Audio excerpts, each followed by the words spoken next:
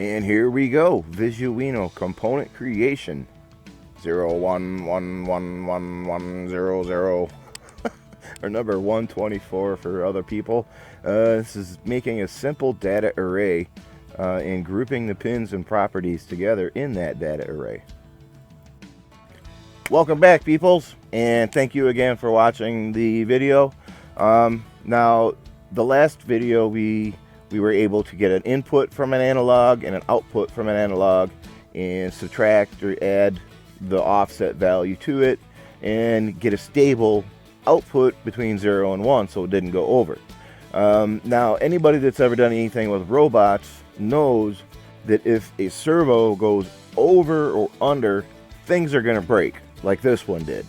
You see, there's nothing there. This one's busted because it went too far and the gear's inside stripped. But there's more than just one on a leg. There's 1, 2, 3. There's 3. One controls the femur, another one controls the coxa right there, and this one controls the tibia. By the way, it's not the servo that's broke, it's just the cap stripped on the inside on the plastic. These are metal servos. But you have to group these somehow, and that's what this video is about. You're going to be able to take 3 different inputs, 3 outputs with 3 separate values, get input from those 3 separate values so that you can adjust each one accordingly for each leg. So let's get into it right like now. Alright, without taking too much time, looking at this on the properties there, you've got the maximums for the offset and the output, and then you've got the minimums for the offset and the output. I'm sure you can figure out what those mean. And then in the box in the picture on the right, you're going to see that it is testing module C, and there are 3 groups, offset, in, and out. And they are named coxa, femur, tibia in each of those. And also you're going to see that there are sync pins available for the properties, and I am using 2 of them to show you how this works. The minimum output and the maximum output. You're going to be able to vary what it's at. And maybe you want it to go a little bit less than 1, so you can set it to 0.9 and it won't go over 0.9. Alright, just so you know what we're expecting is output, here's an example of the sine wave that's passing through the input, and you can see how the offsets are changing every so often. Like on the left side at the bottom of the sine wave, the blue is bottomed out, but on the right side it's actually lifted. That is when the minimum and maximum outputs are changing. And also with the offsets, they're changing every 10 seconds, and these are set up with the ramp 2 value, so the mechanisms don't take a hit when they change. So if you do change your offset, it's going to take 2 seconds for it to arrive at that new number. Okay, so the first line up here, testing, we're adding it to the namespace testing. And then in lines 3 through 8, we're setting up the Arduino include, the test C library. The class we're setting up in the testing namespace, and then the class, basically the name, what we're calling the component, is test C, testing test C. We're creating the name, testing test C. That's the one that's going to be used by Visuino, no spaces or underscores. And then in the name right there, testing test C, that's what is going to be displayed in the box in the properties. Now you see we have 2 categories here, 7 and 8. The previously hidden robots category right there, and excuse me. And then the testing category, the toolbar category that we had before. We're just adding this to this, and we're opening up the robots one. It was always there, just nothing was in it for it to show up. In line 9, we are adding the image with the plus sign. There's an image file called Arduino testing test C. And then we are adding a single enable component. Now the enable component doesn't come with any input or output pins. It comes with an enable check. That's it. That's all you get. Alright. But there are 3 lists right here. We have the input pins, The next set we have is the output pins. And then the next set is we have the offset input pins. So we are adding an enable checkbox so we can turn the component on and off. And as far as the in, out, and offset pins, we're adding 3 lists, pin lists with those groups. And with these pin lists, it's going to be, you know, we'll have a little box around it, so all 3 of them are conglomerated into one spot. All right, so that is how you get them set up into single sections, so you can have multiple of something named differently in one box with themselves. Okay. All right, now continuing, we also have here in lines 34 through 44, we have set 4 properties that are available for you to change. The maximum offset, the minimum offset, the maximum output, and the minimum output. Now these come with the single set value, which is basically an analog 0 to 1 or -1 to +1, whichever way you want to look at it. And we're setting one of them to 0 to 0.5. Now that's going to be the maximum offset. It can't go below 0 or above 0.5. And we're setting it to 0.25 right in the middle. And the same goes for the offset, which is on the negative side. And now the maximum output and the minimum output, those we are also setting as 1 and 0. And they have a maximum value range of 0 to 1 on both of them. So you can't, that slider that's in the properties box won't let you won't let you enter anything lower or higher than 0 or 1. That's what I wanted to say. There, I got it. Woo! And as usual, this is where I get to beg you for your support. On the YouTube, you can like, share, comment, subscribe, or don't. It's all good.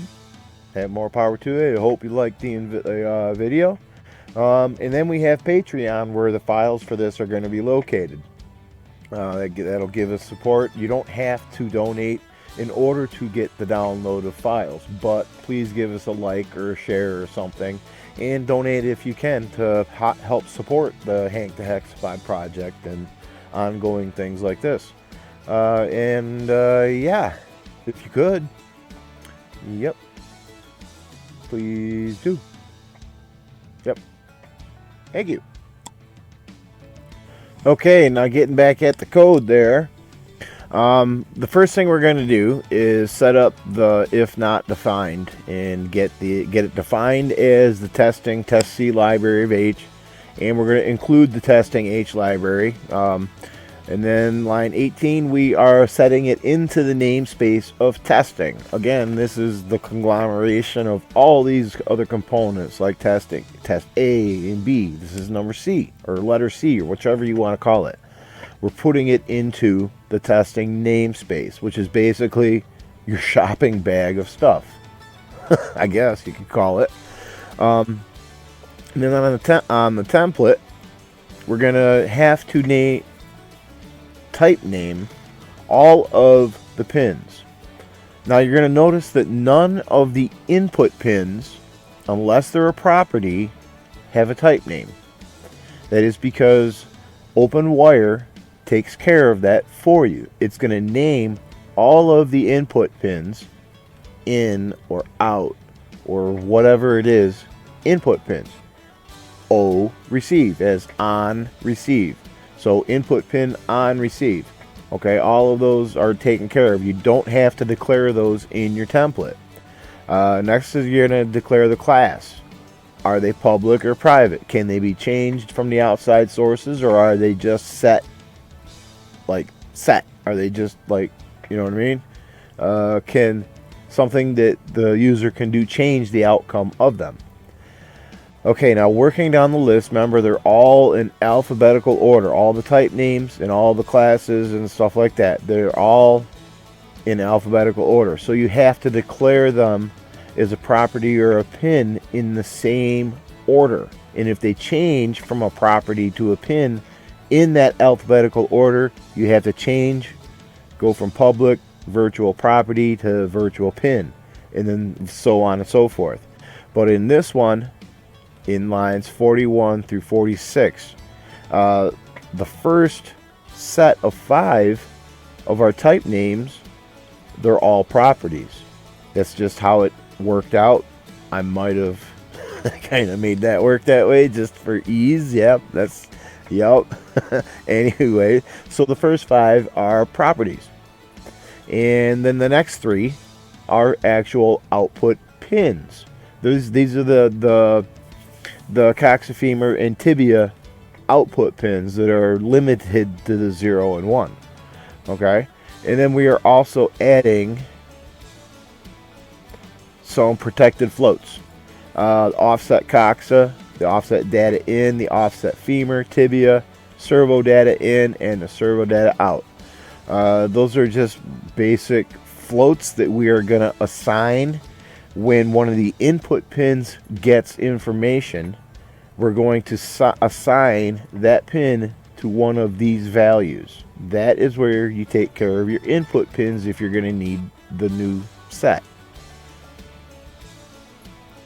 Okay, and moving on down the line, we are going to get to the public void of offset input pins on receive.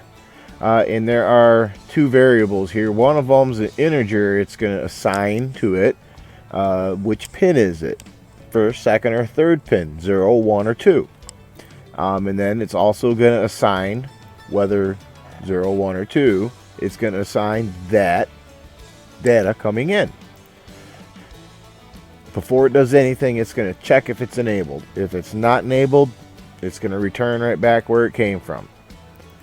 If it is enabled, that variable, that float that we set up, offset data in, it is going to set it to that float variable coming in on that input pin. And then once we get that data, it is going to check to see if that data coming in is within our tolerable limits. Is it greater or less than the minimum or maximum offset value allowed to come in? If it is, it's going to correct it. It's going to set, you get the deal. It checks each one. If one of them gets new data coming in, doesn't matter which one of the 3, it's going to tell it, hey, pin number 1 has new information coming in. Is that information correct? If it's not, let's make it correct. And then it's going to say, look at the switches, say switch 1, click, and it's going to set the offset femur value to that new offset value that came in. Alright, so that takes care of one of our input pin lists. That would be the offset input pins.